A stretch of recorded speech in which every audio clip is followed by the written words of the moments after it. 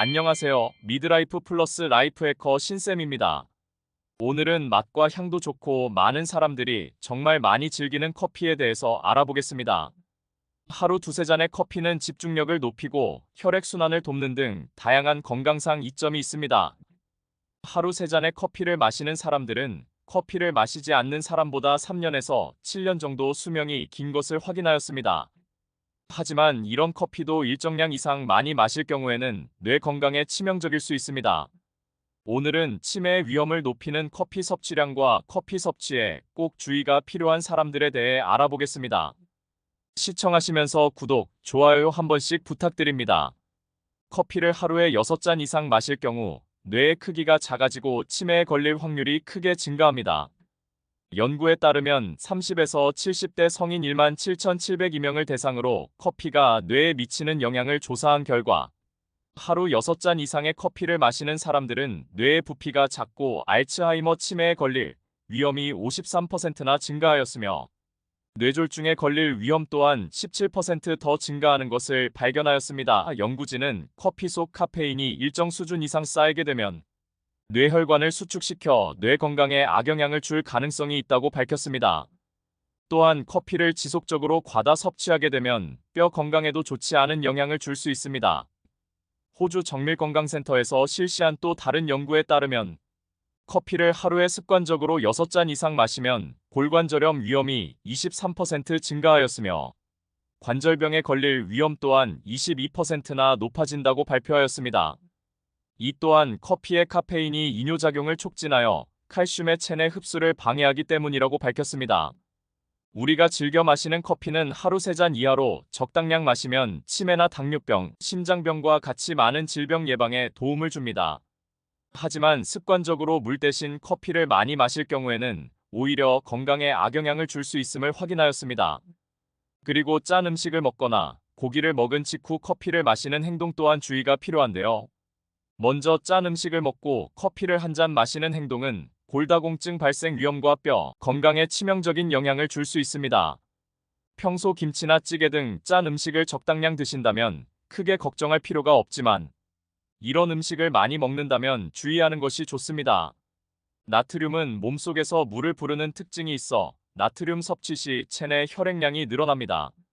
우리 몸은 늘어난 수분을 제거하기 위해 신장을 통해 소변을 배출시키는데 이 과정에서 칼슘 또한 같이 빠져나갑니다. 이런 상황에서 커피까지 마신다면 커피의 이뇨작용이 더해져 칼슘의 배출량이 더욱 늘어날 수 있습니다. 필요 이상의 칼슘이 소변을 통해 빠져나가는 것이 반복되면 뼈는 점점 약해지고 가늘어져서 골다공증 발생 위험이 높아집니다. 그렇기 때문에 과도한 나트륨의 섭취는 피하고 라면과 같은 짠 음식을 먹은 후에 커피를 마시는 행동은 더욱 주의하시기 바랍니다. 그리고 고기를 먹은 후 텁텁함과 느끼함을 없애기 위해 커피를 마시는 사람들이 많습니다. 하지만 고기를 먹고 나서 바로 커피를 마신다면 영양소 손실은 물론 소화에도 악영향을 줄 수 있는데요. 고기의 풍부한 철분은 몸속에서 커피의 탄닌과 만나면 소화가 잘 되지 않는 탄닌철을 만들기 때문입니다. 탄닌철은 불용성 물질로 체내에서 소화가 잘 되지 않고 오랜 시간 남아 가스를 생성하고 복부 팽만감과 속쓰림을 유발할 수 있습니다. 평소 고기를 먹고 속이 편하지 않았다면 식후에 커피나 차를 마셨는지 확인해 보시기 바랍니다. 또한 건강 상태에 따라 커피의 섭취를 한 잔 이하로 제한해야 하는 경우도 있으니 지금부터 말씀드리는 내용에 해당하는 분들도 커피 섭취에 더욱 주의하시기 바랍니다. 커피 섭취에 주의가 필요한 사람 첫 번째는 고혈압 환자입니다. 평소 혈압이 높거나 커피를 마신 후 심장이 두근거리는 증상을 느낀다면 커피를 마시지 않는 것이 좋습니다. 이는 커피의 카페인이 혈압을 상승시켜 나타나는 증상으로 즉각 커피 섭취를 중단해야 하는데요. 미국 임상영양학지의 자료에 따르면 하루 한두 잔 커피를 마시는 것도 고혈압 환자의 혈압 상승과 혈관 스트레스를 높여 증상을 악화시킨다고 밝혔습니다. 또한 커피에 함유된 카페스톨 성분은 콜레스테롤 대사와 생성에 관여하여 건강에 악영향을 줄 수도 있습니다. 이 성분은 좋은 콜레스테롤 HDL과 나쁜 콜레스테롤 LDL을 서로 바꾸는 역할을 하여 혈압과 혈관 질환 위험성을 높입니다. 평소 혈압이 높거나 커피를 마신 후 혈압이 상승하는 증상을 보인다면 당장 커피를 끊는 것이 좋겠습니다.